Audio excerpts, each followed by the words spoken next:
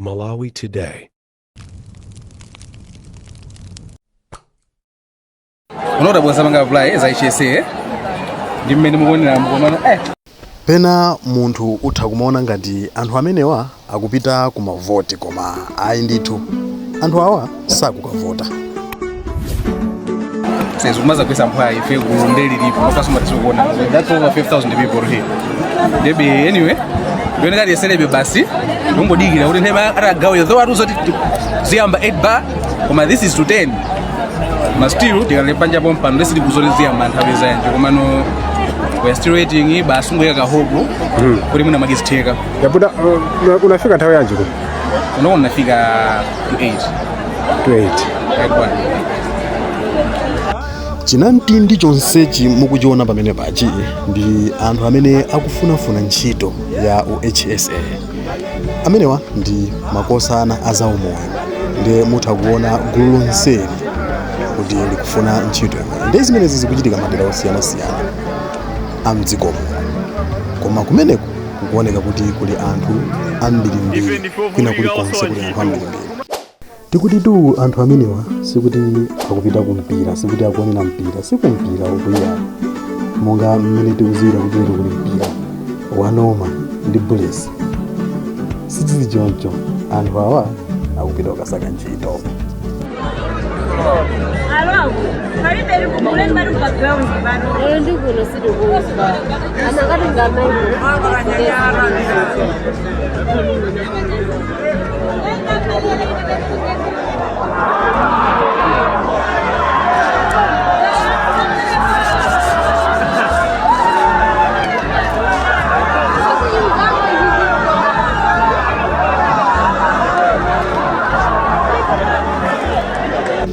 Kodi tinene kuti imene ndi imodzi mwa 1 million jobs imene tinalonjezedwa ija Malawi tu wafika pomvesa chisoni kwambiri koma nanga mkutani wina aliyense amene wabwera apa sikuti ndi wopusa ayi koma akuzayesa mwayi popeza zinthu zavuta.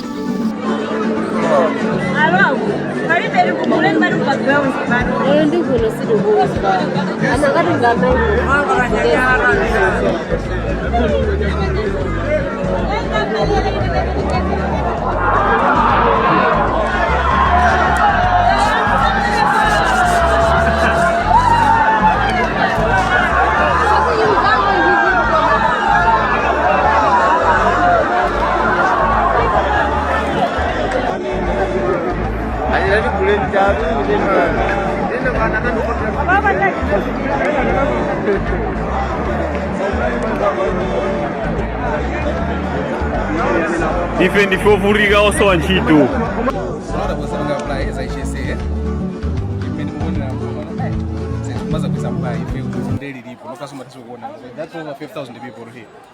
Maybe anyway yone kali yeselebe basi ungodikira kuti ntema atagawo though atuzoti ziyamba 8 bar koma this is to 10 ma still tikalipanja pompa ndesi tikuzolezia manthawi zanje komano we are still waiting basungu kahogo kuti muna magisteka yabuda unafika nthawi yanji ko unaona nafika to 8 to 8